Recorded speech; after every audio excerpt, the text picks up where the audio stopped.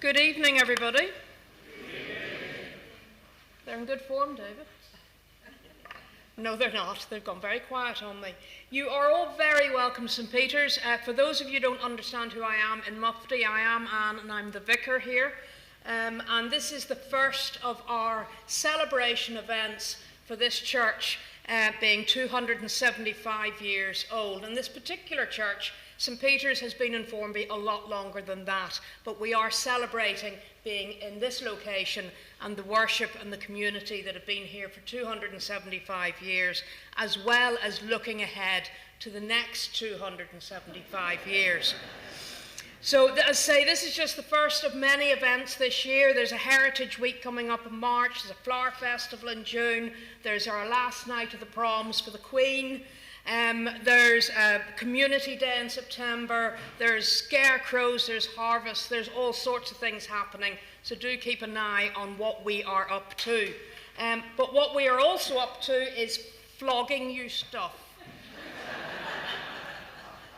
So, straight off the press, St. Peter's Church, Formby, 1747 to 2022, our tea tile.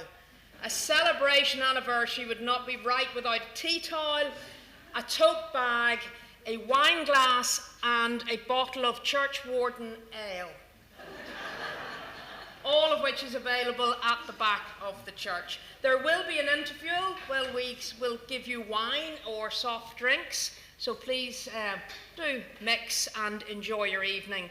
But most of all, a huge thank you to David, who, apart from Jill being his assistant, is producing his one-man show tonight and letting you know everything you need to know about our fantastic church organ and indeed our fantastic organist. So David, it is over to you.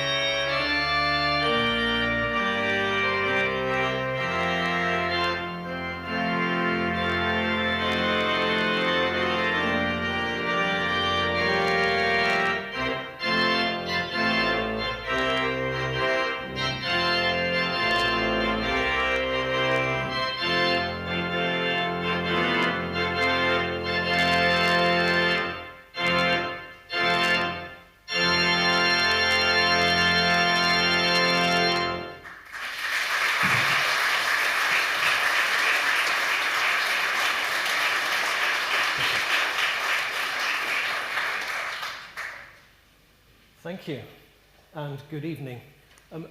Do remind me to turn this off, because if I go over there and say anything to my page turner, you don't need to hear it. And if the camera goes off, tell me, because I'll change the battery.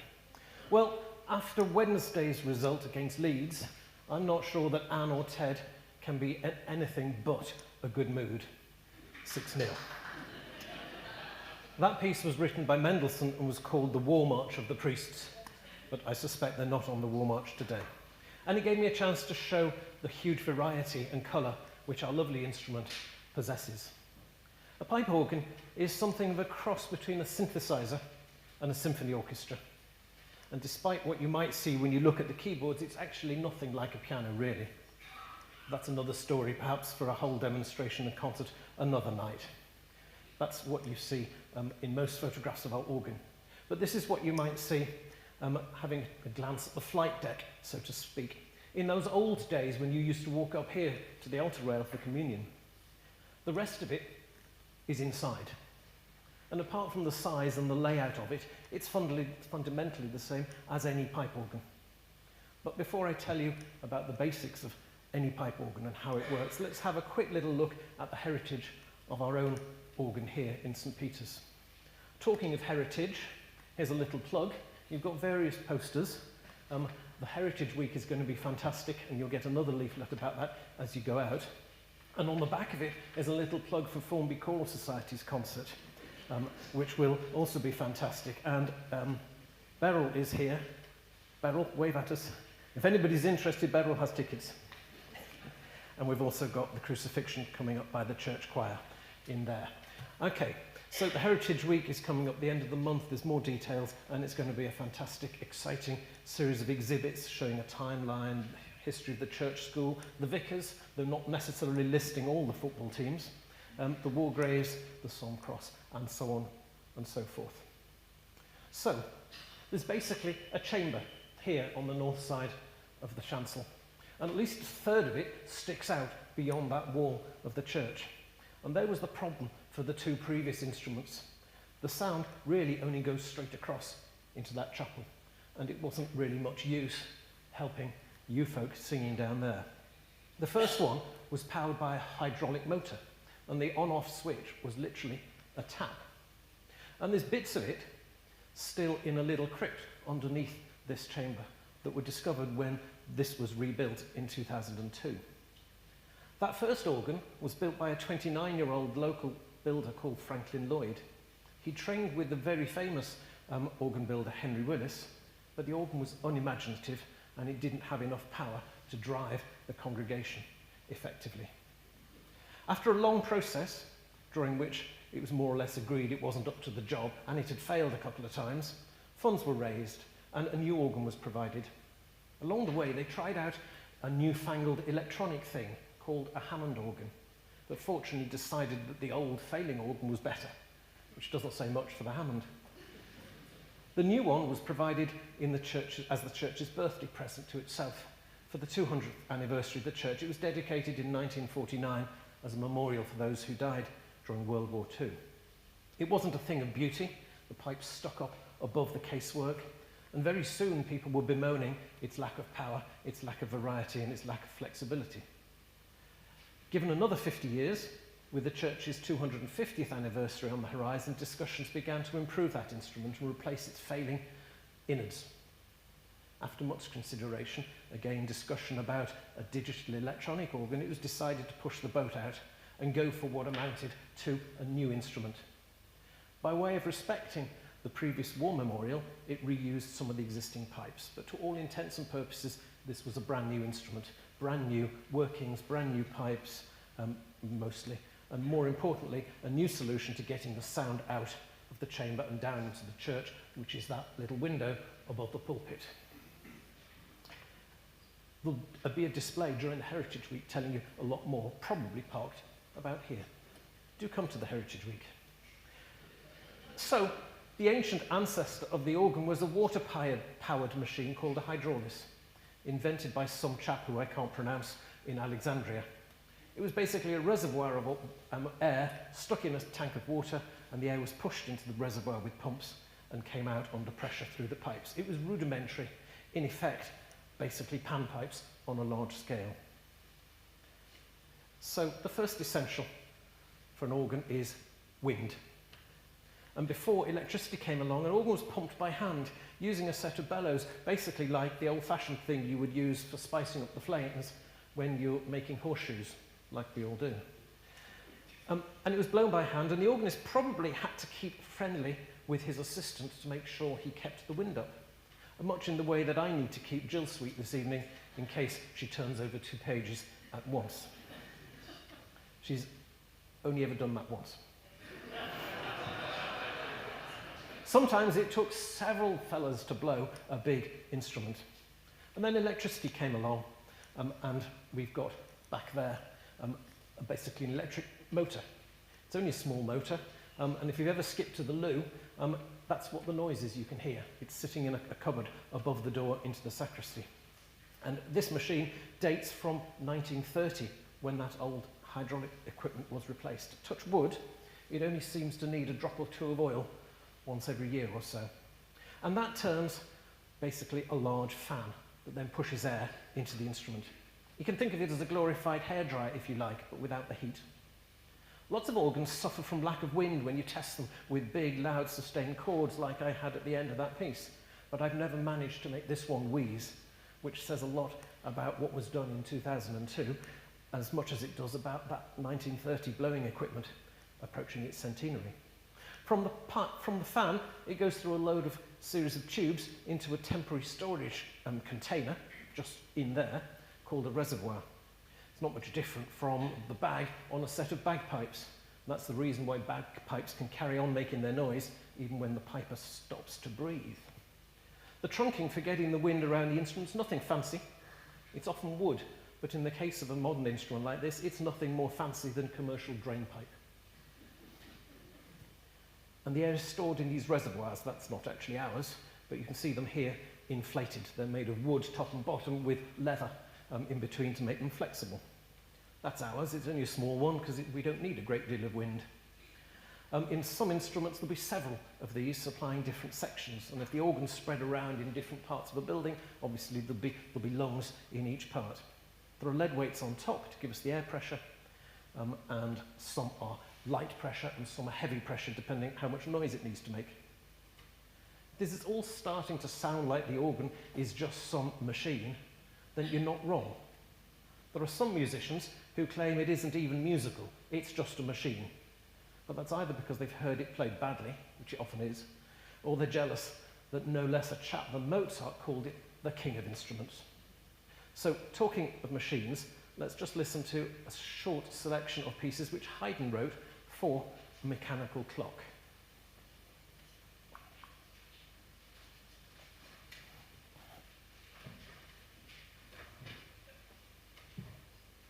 You didn't remind me to turn the microphone off, did you?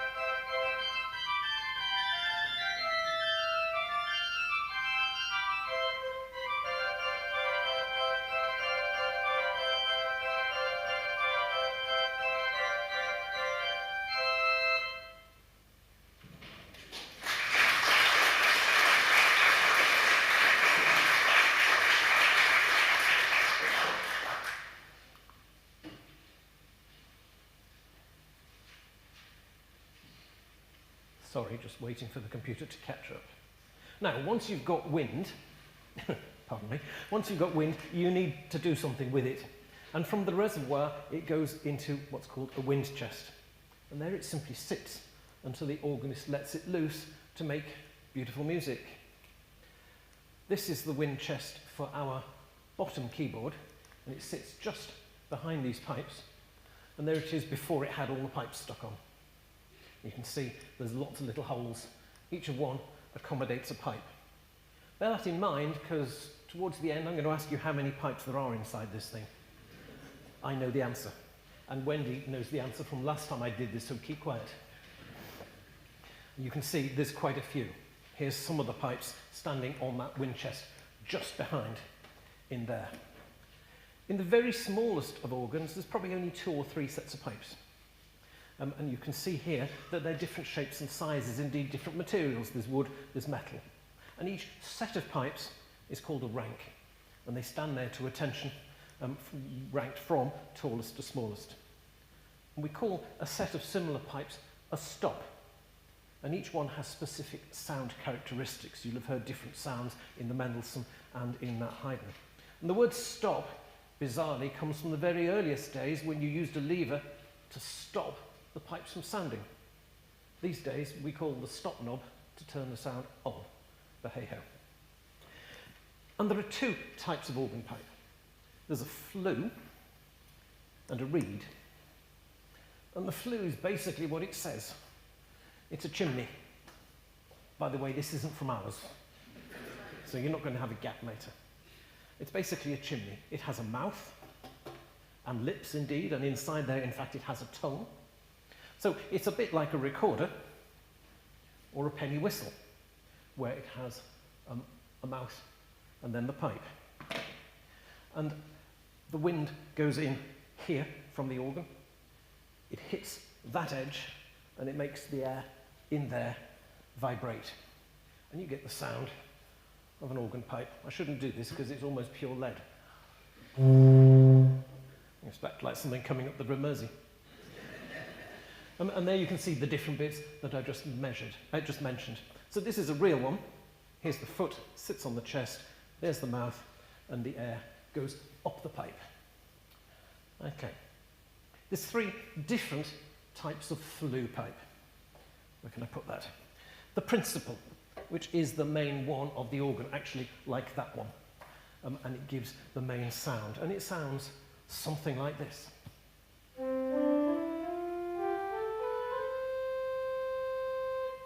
Thank you, been practicing. The length of the pipe determines the pitch. In other words, a low note. Oh, I'll turn this off. A low note or a high note. And a simple way to remember this is the bigger, the lower.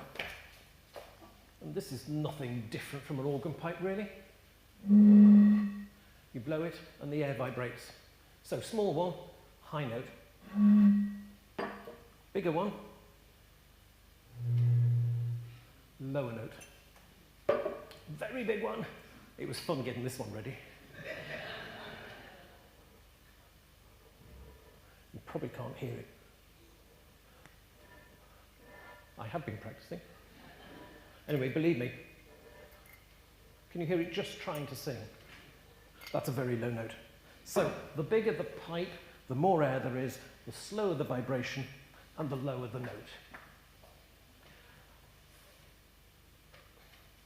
Here's a close-up of one of our shiny front pipes.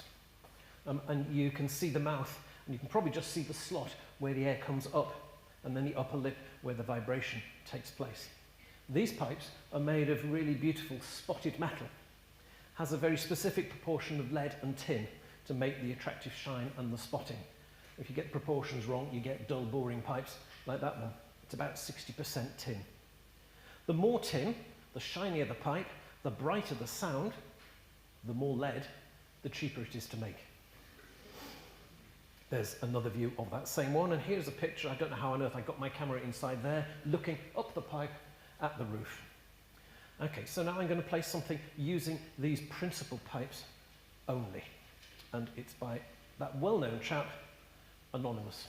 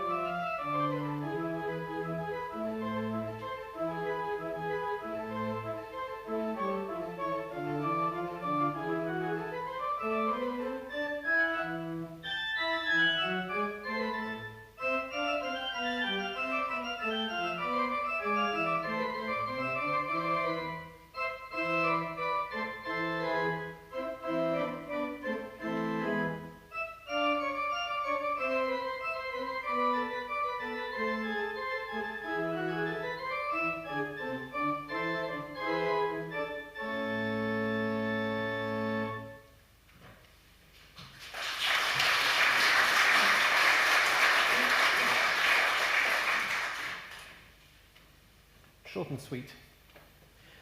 So they're the principal pipes. We also have what we call flutes. They're either wood or metal. They're generally quieter. They come in lots of variations of shapes and sizes.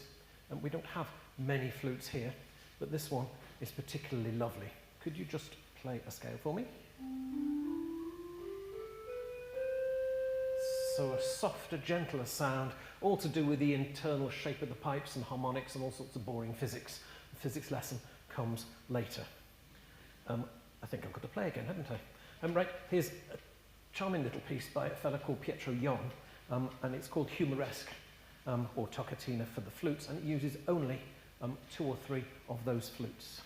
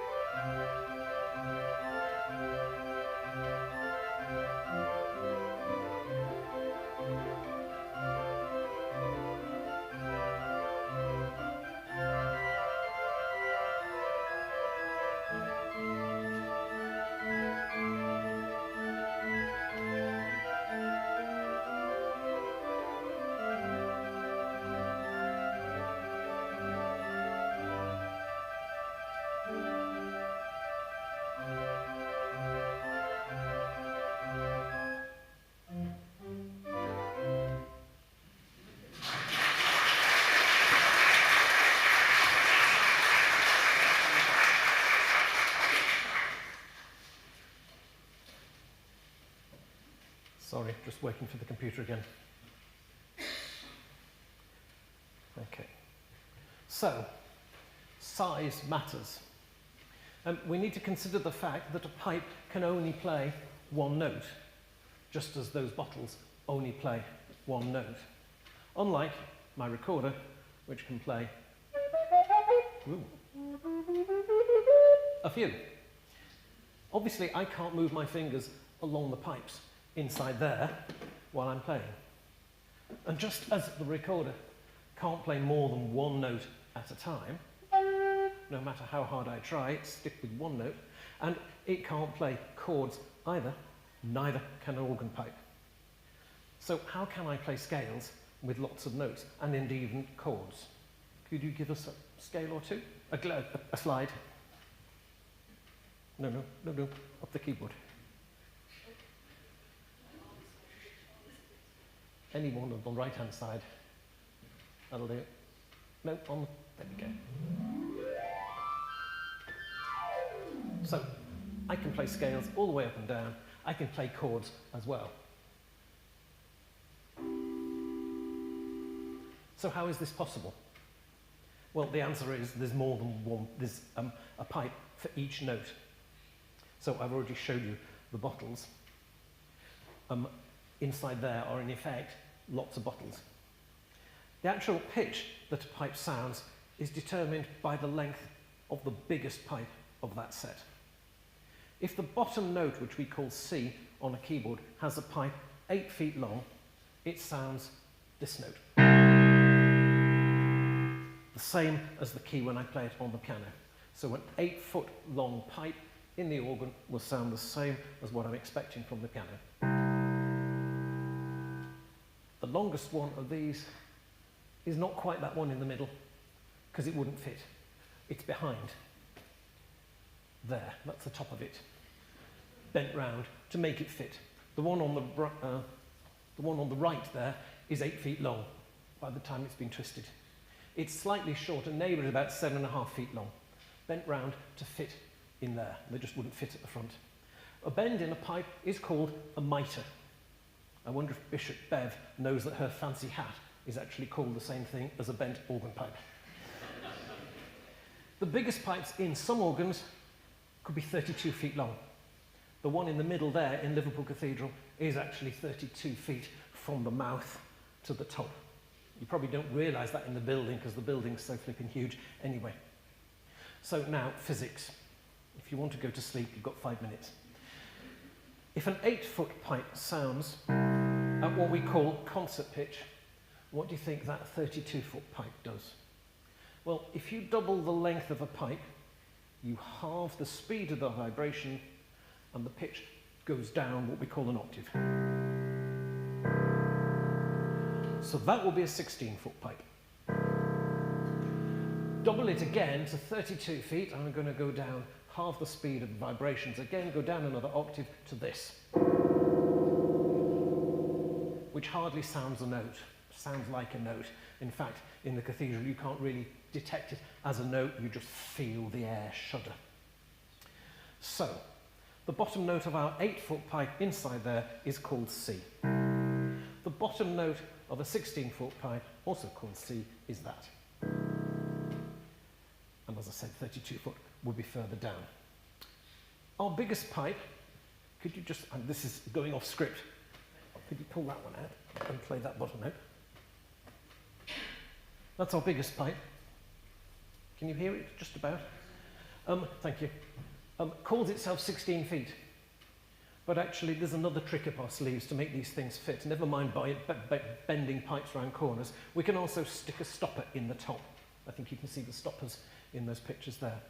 The stopper makes the sound wave travel double the distance because it has to go down and back again. So the pipe vibrates at half the speed and the note is an octave lower. So that note you just heard calls itself a 16-foot pipe, but is actually 8-foot pipe with a stopper in the top. Saves space, changes the sound as well. So there is the mouth of our 16-foot pipe, which is actually 8 foot long. And you can just make out the slot where the air comes up, then hits the top. And to give you an idea of the size of it, there's my index finger just on the lip of it. So it's about that big. The biggest one in Liverpool Cathedral, you could climb in and stand inside. Scary idea. Okay, so let's give your brains a rest and get away from the physics to the first real big piece of organ music, Bach's famous Toccata and Fugue in D minor, perhaps the most famous piece of all organ music ever written. I'm afraid to tell you that people think it may not have been written by Bach. It probably wasn't written for the organ, and nor was it in the key of D minor. But apart from that, now I'm confused. Are you looking at the computer or the camera? No, you're not. Back to the camera. Okay, so Bach's very famous Toccata and Fugue in D minor.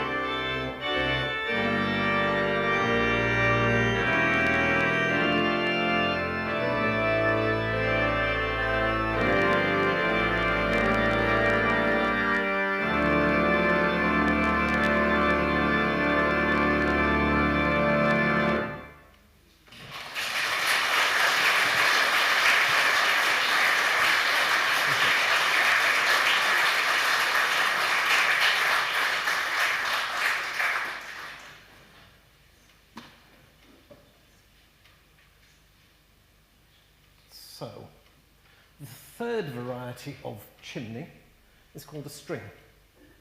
It's actually basically the same as that pipe, but just narrower, and so it gives a thinner, more keen sound. Essentially, it's a narrow width principle.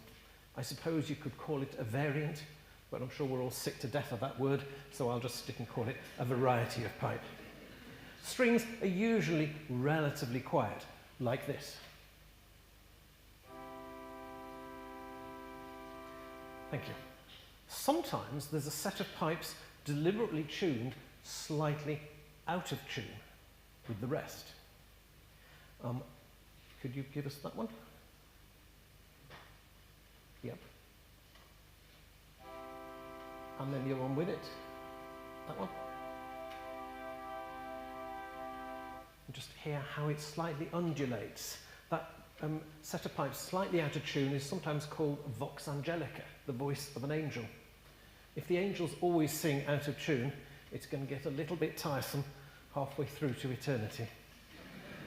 But it gives a very characteristic sort of shimmery organ sound. And I'm going to play a piece by the French organist Louis Vienne, who actually died while he was playing the organ, so I don't want to follow too many of his examples, called Berceuse, which means lullaby.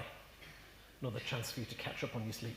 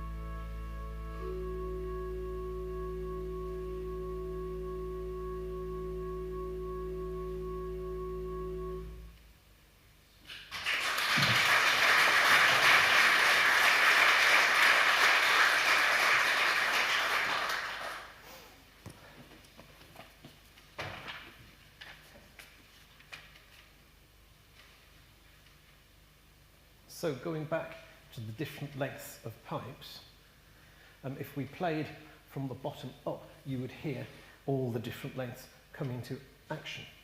So here is the sound at the bottom of a 16-foot. Sorry, yeah, that one. And work its way up, sounding an octave lower than the natural sound on the piano. Now, I've done the lower ones. If I had a pipe 4 feet long, it would sound an octave higher. So instead of it sounding this note, the bottom note would sound this note. And everything is an octave higher and will go up rather more. We've got one on here that has its bottom pipe 2 feet, it's about that, 2 feet long, and gradually goes up to the very top of the organ where the pipe is about that long, probably about 3/4 of an inch. A set of pipes, as I said before, is called a rank, and as I've already said, we need one pipe for every note. So here, there's 58 pipes per rank, per stop, because there's 58 keys on the keyboard.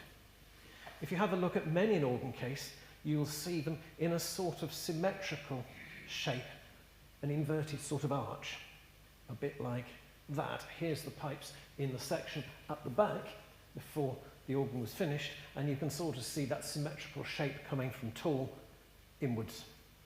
And there's a very practical reason for that, and I wonder if anybody's got a clue. It's very simple. If you put all the heavy pipes this side and all the light pipes that side, the organ would topple over. So it's simply to spread the weight. It looks very nice too, but it's actually very practical. So, what's the second type of pipe? I mentioned the flues, and if you were observant on an, remember I used to be a teacher, if you were observant on an earlier slide, you would have seen the second type. I didn't mention it, but the second type is called a reed. And what's the difference between the flues and the reeds? Well, the flue is a vibrating column of air, and the reed is a vibrating tongue of metal. Now, borrowing my wife's clarinet, it makes its noise with this little piece of literally reed at the top. And you blow on that, and the air pressure makes it buzz. Sorry. And that basically is the reed, and inside there we have a few reeds that work like that. I'm not even going to try and play the rest of it, but by using all these fingers and things, I can make different notes and play tunes. In there, of course, we need one pipe for each different note, and each of them has their own little reed, made of metal, not reed.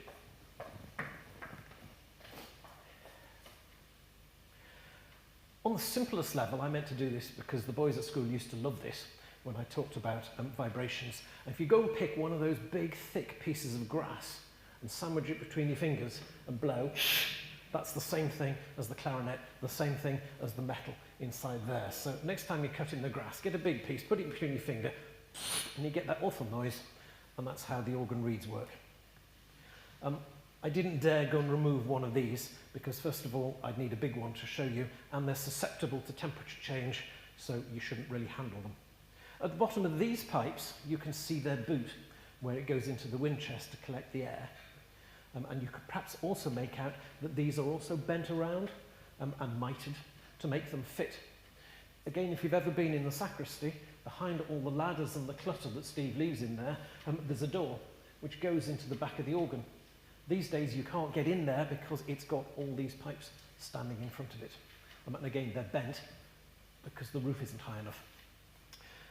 And here, if you take the boot off, is what you'd see. The reed, or the shallot as it's called, is that little thin strip of metal. The thin sliver that actually vibrates. There's a little wedge of wood that holds it into the pipe, and then that little wire which adjusts it and tunes it, which goes upwards, and the tuner knocks it up and down to adjust it. There's lots of different shapes and sizes of reeds, and that affects the sound that they make, determines the quality or the tone colour, the timbre, if you like. Think how different a clarinet is from an oboe, or a saxophone, or a bassoon, or indeed even bagpipes. It's all the shape of the pipes and so on that make the difference. So we have, I need to go back to the organ, we have only four reeds on this instrument, and they all contribute either as solos or as part of the overall chorus. So we've got one that adds nicely up here. And this pipe is 8 feet long. I've got another one where that pipe is 16 feet long and not very polite.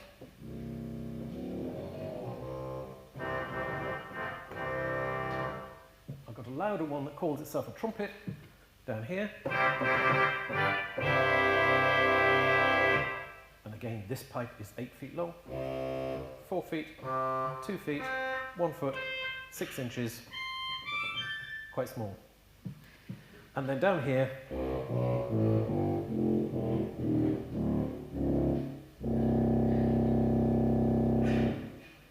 a 16-foot pipe called a trombone. You don't tend to use it on its own because it's not a very pretty sound. And here you can almost hear the individual clanging around of the reed because it's so slow, it's about 16 vibrations a second. Anyway, now a piece of proper music using some of these reed things. A famous trumpet voluntary, which quite often gets played at weddings, by Jeremiah Clarke.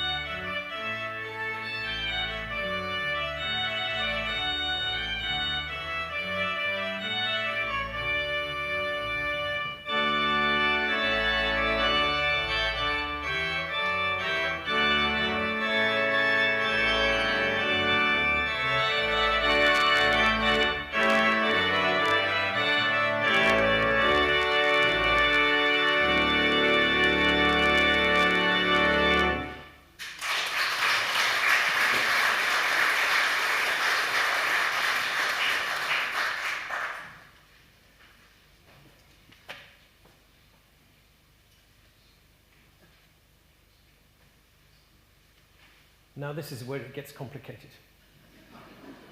As things stand, every single pipe would start to play as soon as wind is provided. And so the wind chest underneath the pipes is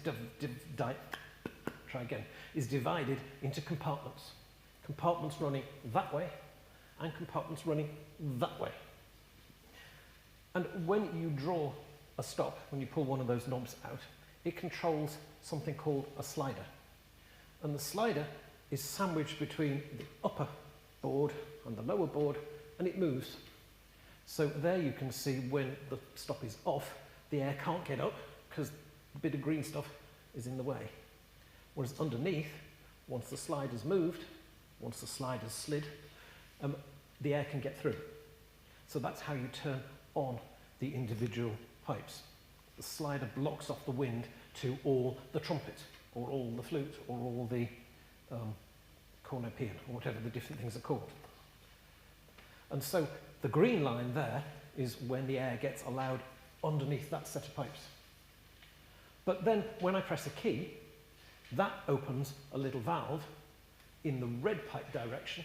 And so if I play an A, it lets air into the A channel. So if I've got the trumpet turned on and I press an A, then I get the A on the trumpet pipe sounding. It is complicated. I think I knew what I meant. So these knobs that we've got either side of the organ operate the sliders. They're called stops, as I said before, because they used to use them to turn off the pipes. Now we use them to turn on the pipes. It could be mechanical, and so you pull one of the knobs out and it literally sends a load of levers working, or it could be electric. These ones are actually electric. Here's a quick little picture backstage. I pull one of those knobs at the front, it moves a rod, and then off it goes electrically to shift a solenoid that moves the slider inside. The actual connection from my fingers on the keys to the pipes could be mechanical or electrical or pneumatic, little pipes with air in, and as the air pressure changes it makes things happen, or electro-pneumatic. This one is mechanical, which is the best and the nicest to play. If I took the music desk away, that's what you'd see. At the back end of every key is a little lever, and they open the valves, which are called pallets, open the valves underneath the pipes. When you depress a key, even this little tiny amount, you only move the key a quarter of an inch or so, it's enough to make all sorts of things happen. But it's quite complicated what's backstage. I'll show you another picture in a minute. This is perhaps the most ideal combination you've got. Mechanical for your fingers and then electrical components. So backstage again, behind the organ, behind where I play, is all these rods. But I've only got that much keyboard, and yet the pipes stretch from there to there, because obviously they're big. And so those levers, some of them have to go this way, and some of them have to go that way. It's amazing they don't get lost. And it's called a rollerboard, that thing you can see at the moment, and it spreads the movement of the keys all across the instrument, because you've got a heavy pipe, and then the next pipe, and then the next pipe, and the next pipe, as I said before, to distribute the weight. That thing, the rollerboard, was invented about 600 years ago, I think, and it sort of made all sorts of things possible. It's really very delicate, that mechanism in there, and yet it's really very fulfilling to play. Okay, I'm sure the wine is probably warmed up because it's been sitting on the radiator, so it's almost time. Let's hear something again that needs lots of colour and variety. As well as flying fingers, you might have noticed me attacking the stop knobs left and right. And although Jill always thinks it's just an excuse for playing wrong notes, when you're grabbing for something else, you'll hear a large palette of tone colour. This is a piece called Fantasy by Saint-Saëns. When I was the surprise preacher back in November, some of you might remember, I referred to the fact that pieces of music tend to have 3 lines. The top one for the right hand, the next one down for the left hand, and the bottom one for the feet. I mentioned a piece of music that had 4 lines, and here it is. I didn't elaborate on whether I used my nose or something, but actually it's intended for an organ with 3 keyboards. So the top keyboard is the top line, the middle keyboard is the middle line, second line, the third line is the bottom keyboard, and the bottom one is your feet. This should be fun because I've only got 2 keyboards. And once I've got through this, I think we'll all deserve a glass of wine.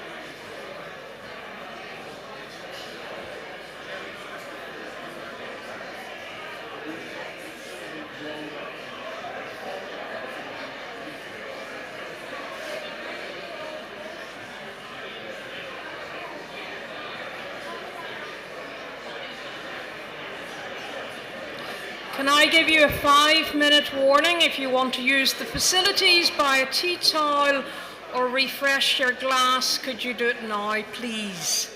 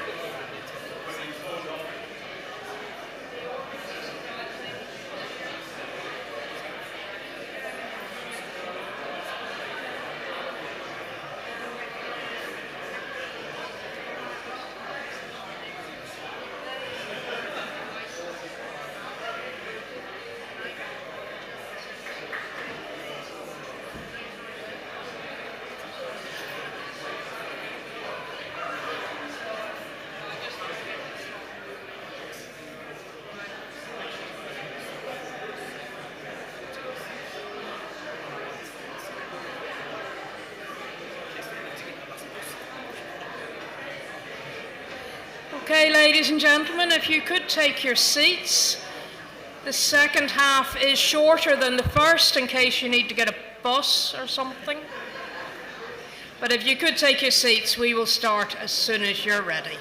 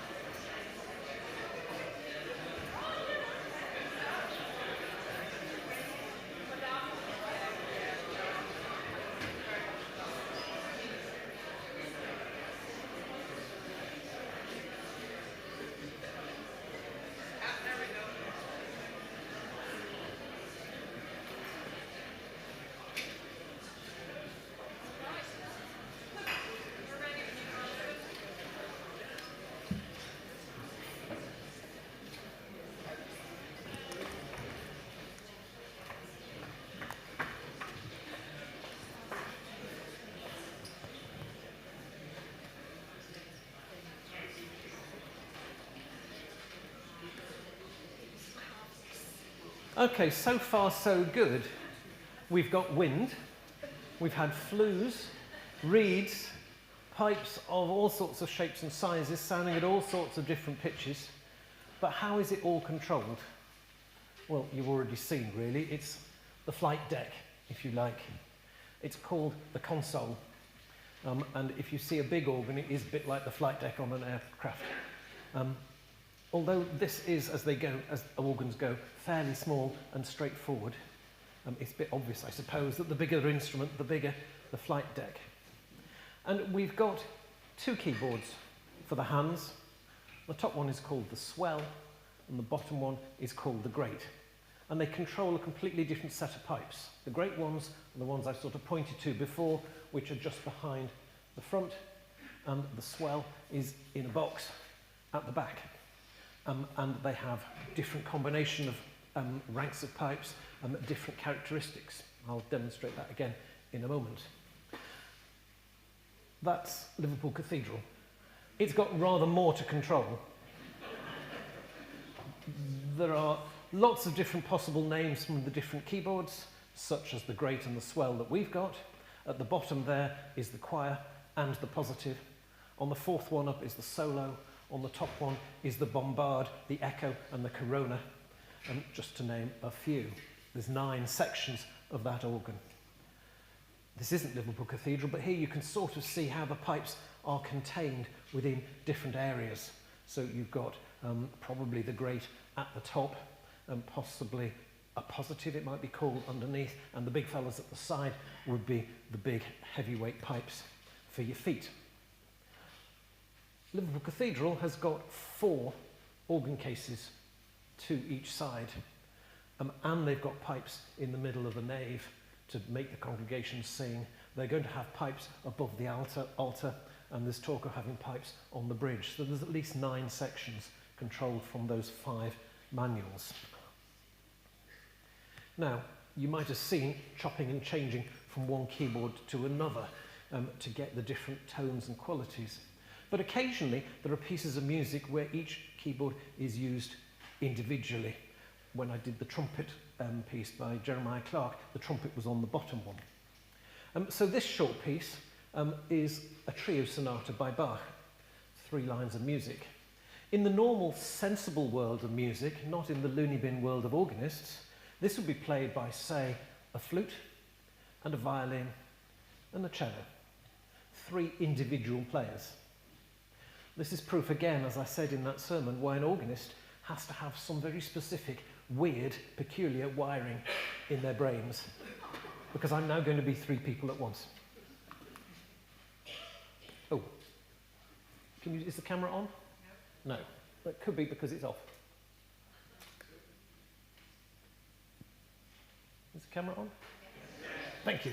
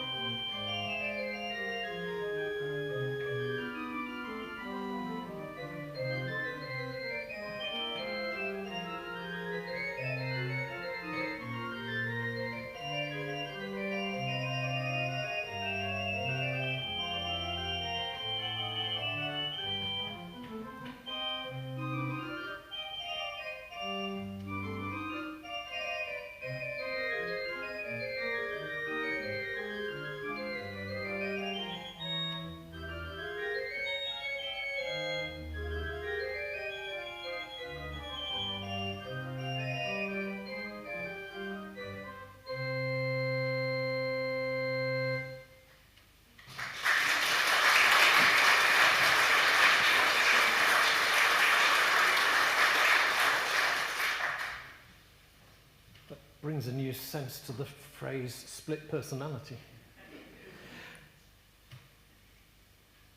So, St. Peter's organ looks pretty modest in comparison to some, but each instrument is designed for the space that it lives in. Indeed, the building is often half of the instrument. So Liverpool Cathedral's monster was designed to fill that monstrous building. This wonderful little instrument is just perfect in here. Now, our two keyboards, as I said before, are called great and swell. The lower one is the great. All the pipes are standing in the open, just behind these front pipes, so you hear them just as they are.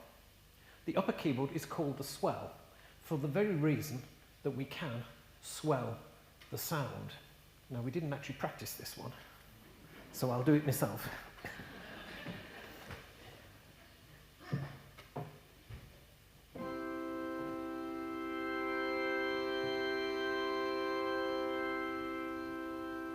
And hopefully you heard that the sound swelled.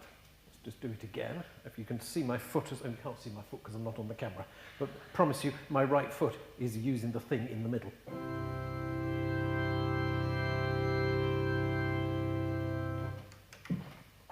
So the top keyboard here is called the swell because I can swell the sound.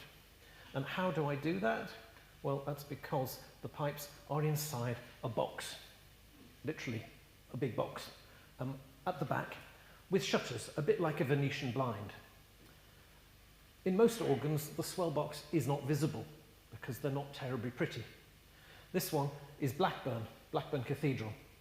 Probably the best organ I've ever played, and half of that is because of the building. It's a wonderful place and it's a wonderful organ. So there, as I've indicated, is the box, and you can see that the shutters, the louvres, are open, like a Venetian blind. And there's a pedal on the organ. When you manipulate it, it moves those shutters. So here are our shutters at the back of the chamber, closed. You can just see the red felt that helps the soundproofing. So they're closed tight, and the sound is a bit like a caged lion waiting to be released. Here, open just a little bit, so some of the sound comes out. Like a Venetian blind, open it a little bit of wind, a little bit of light will come through. Here it is, almost wide open, and lots of sound can get out. And here are some of the pipes inside there. I showed you those before with that typical shape standing in their ranks. You've actually heard me use that swell quite a lot in the music, when the music comes forward or then shrinks. Now you know why. Here's some of the noisy stuff, which are just in front of the shutters. So that's how the noise from those ones penetrates. You can just see the red felt on those shutters there, and some more. Now, when this organ was built to replace the previous incarnation, one of the issues, as I said, was that the sound only went over there. Because basically that's a square brick and the only hole was here. One of the brainwaves during that rebuild in 2002 was this little window, as I pointed out, above the pulpit. The picture you've got at the moment is looking from the other side, looking out. You can just about make out the shape of that window at the back with the light streaming through. I don't know how on earth they managed to get permission to do that to a Grade 2 listed building, but I suppose because it matches the shape of the other round oval windows, they got away with it. But a piece of pure genius, because it lets the organ sing right down the church as well.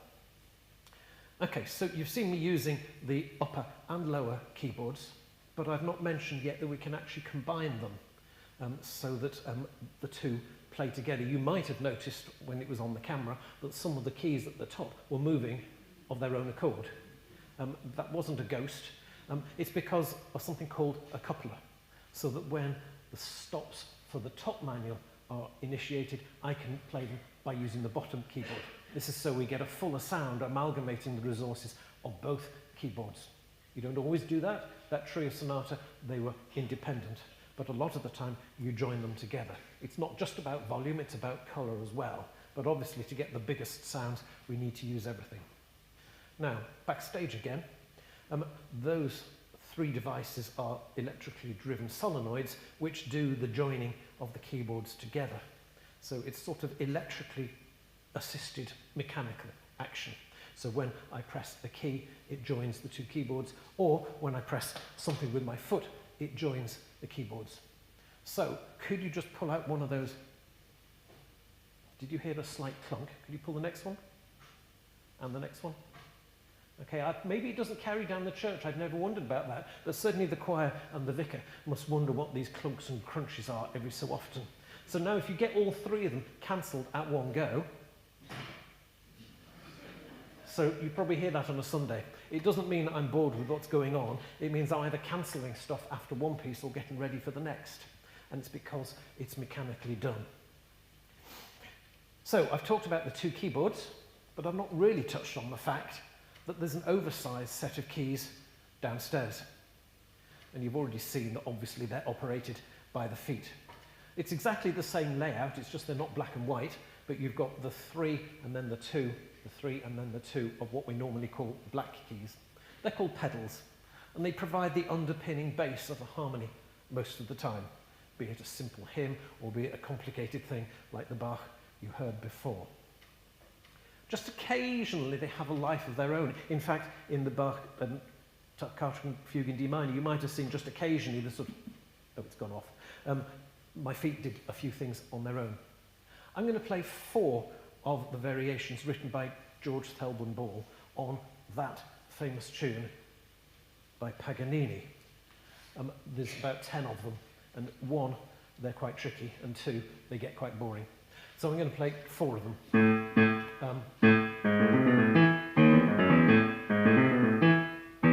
Okay, that's the famous tune.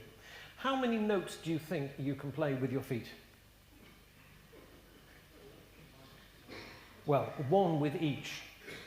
But actually, in this piece, 4 at a time. Let's wait and see if it actually happens.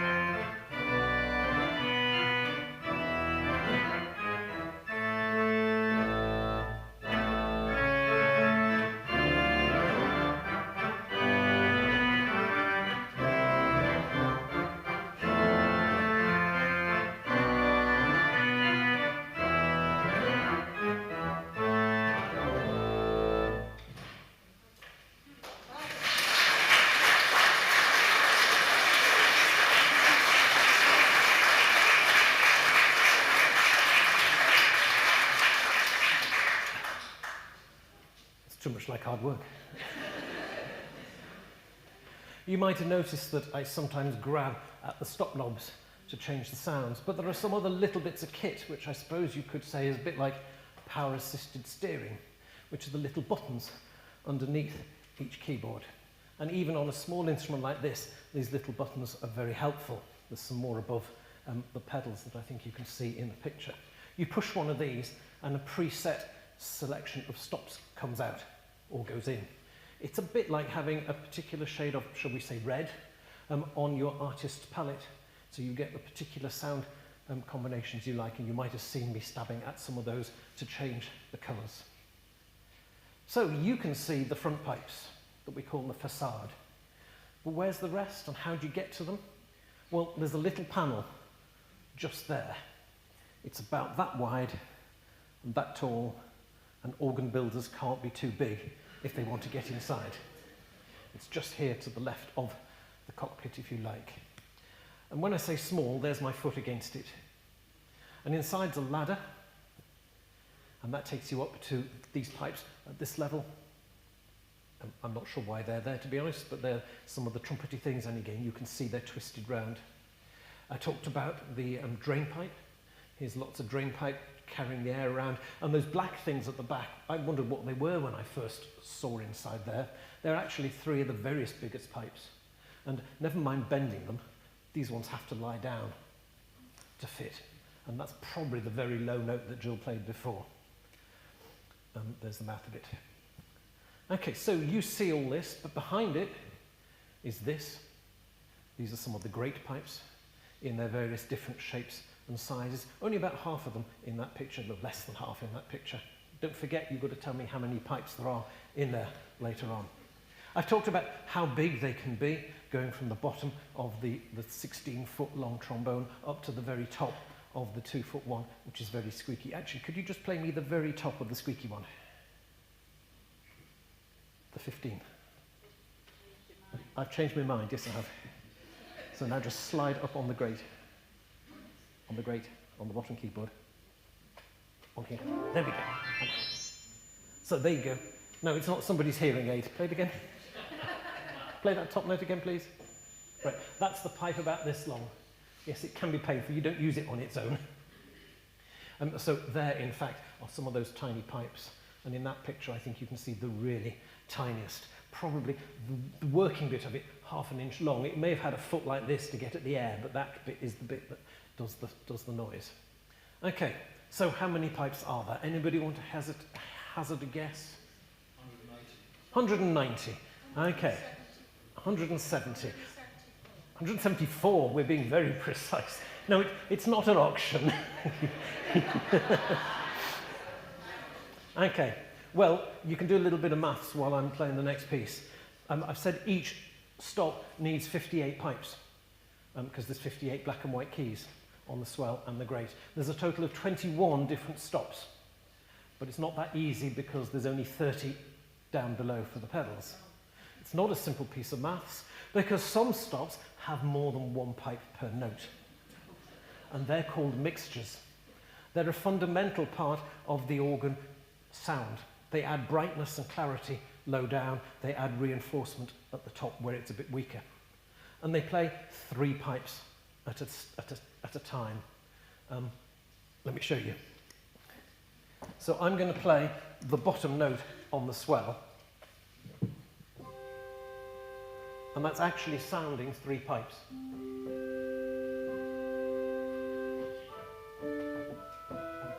And all the way up are 3 pipes.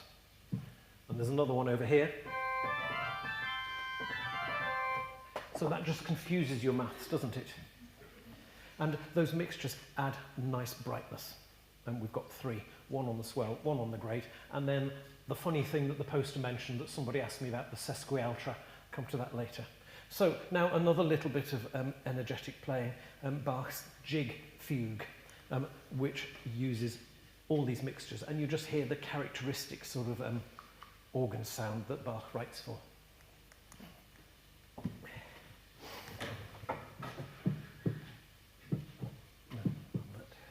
Turn this off again.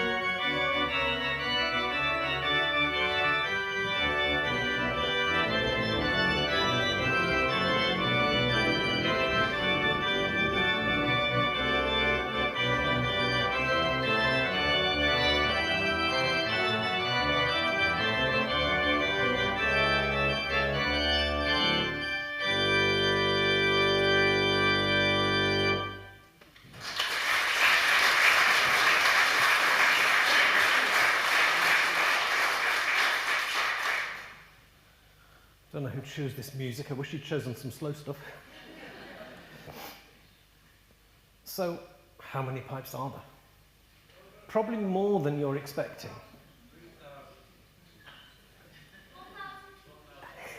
I'll tell you at the end. And then there's this peculiar stop called the sesquialtera, which comes from Latin, I think, and it means the ratio of a sixth. And it plays 2 notes at a time and provides a very piquant sort of sound. It goes very well as a solo on its own, which is I'm going to use it in a moment, or as a solo. And it's quite a strange thing, because if I play a C, it's actually going to sound the G and the E above it.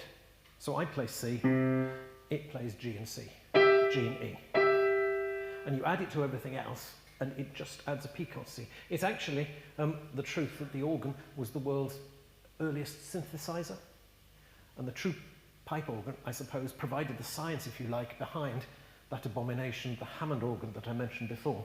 Because the variety of tone colour and the timbre that I keep referring to is all to do with the way you combine the different stops and their harmonics and the overtones that the pipes produce.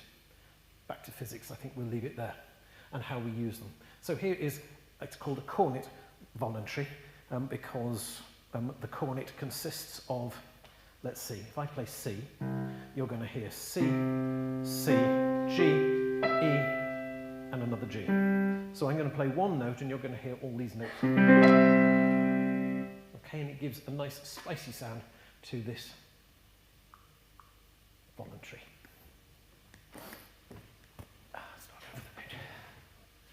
Sorry, keep remembering to turn myself off.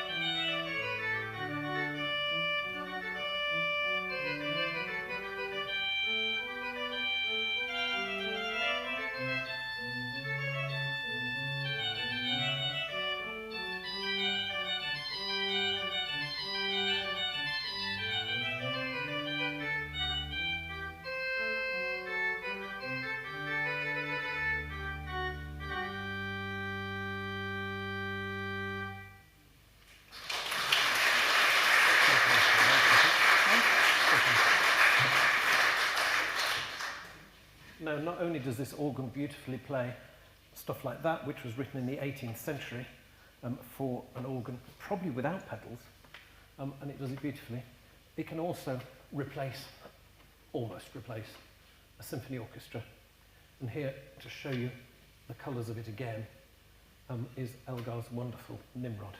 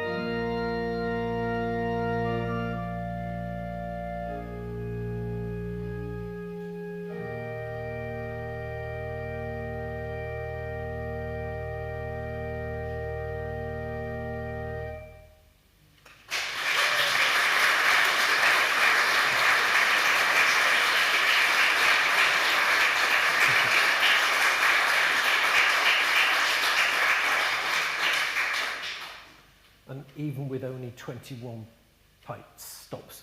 I think it does something like that really quite nicely.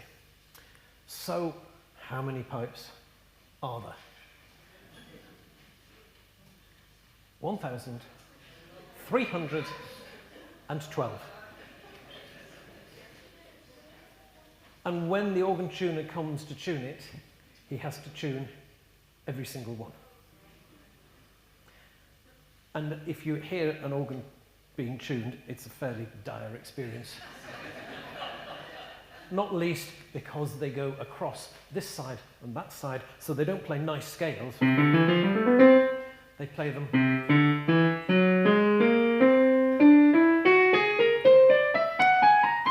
because they're working up how the pipes are distributed. If you go to Liverpool Cathedral 2 days a month, you'll hear them tuning, because Liverpool Cathedral's got to the nearest number 10,000 pipes. And they don't tune the whole thing, they tune a bit of it each month. That's it. You now know how many pipes are in it. And it can play beautiful things like Nimrod, it can play trio sonatas, and you can also be a little disrespectful and make it sound like a fairground organ.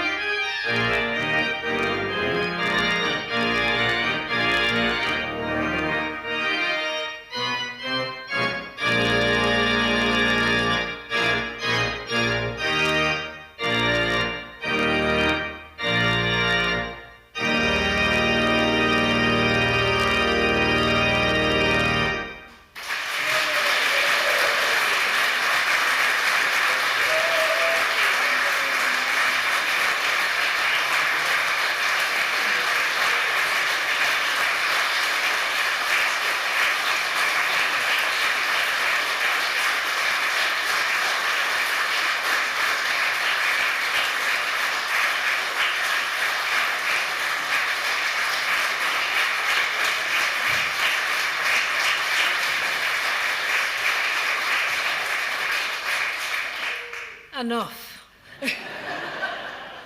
Well, if David thinks that's disrespectful, you haven't heard him when he's been here and he's had to play Madness, Wham and Elton John on the organ. I have a habit of telling wedding couples he can play anything, you know, which he will say as long as I've got the music. And it is true. David, thank you very much. I hope you've enjoyed not only now better understanding our fabulous pipe organ, but also seeing the fabulous talent that David has and that we are so spoilt with here in St. Peter's. David, thank you. And also thank you to Jill in the background.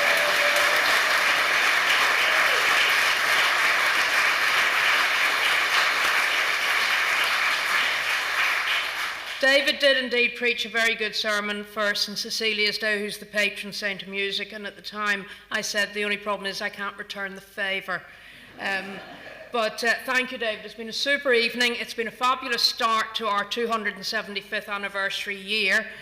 Please do come back any time to any of the events, and sure, if you want to hear him or the odd sermon, you're welcome any Sunday. I just hope he has enough energy left for tomorrow morning. I leave you with the last word.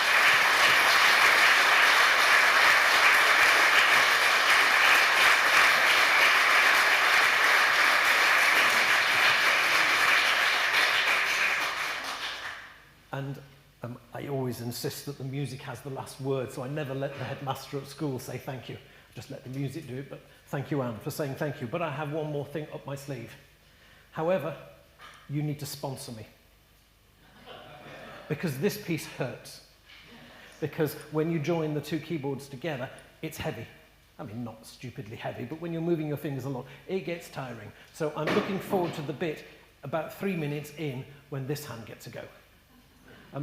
After the Toccata and Fugue in D minor, it's probably the number 2 favourite piece of all time. And I'm sure you paid, not to get in, but donation to support the work that we're doing this year, the Flower Festival, for example. But if you'd like to pay more to get out, that's sponsoring me to play this. It is, of course, Vidos Toccata.